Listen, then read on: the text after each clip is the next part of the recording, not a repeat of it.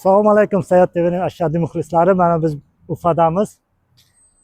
Sizlarga bir narsani aytmoqchiman.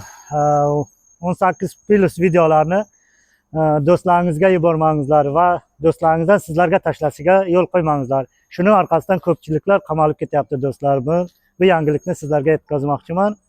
Va telefonlaringizni begonaga ishonib topshirmangizlar. Chunki bu ma'muriy javobgarlikka tortilyapti do'stlar. 18+ videolar uje telefonlaringizda tomosha qilsalaringiz ham ko'chaga chiqishda absolyutno telefonni udalit qilib tozalab chiqingizlar. Chunki ushlasa shu orqali qamalib ketishlaringiz ham mumkin. Yo sizlarning telefonlaringizdan do'stlaringiz kimgadir yuborsa 18+ni do'stlar, shuni orqasidan ham qamalib, misol Rossiyada jarima solyapti, qamalib ketyapti ayrimlar. Shundayda do'stlar, 18+ videolarda iloji boricha tomosha qilmangizlar.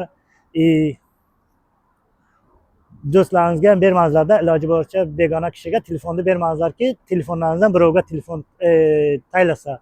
İşte bu 18+ videolar hozir juda qiyin bo'lib qoldi bu masalalar.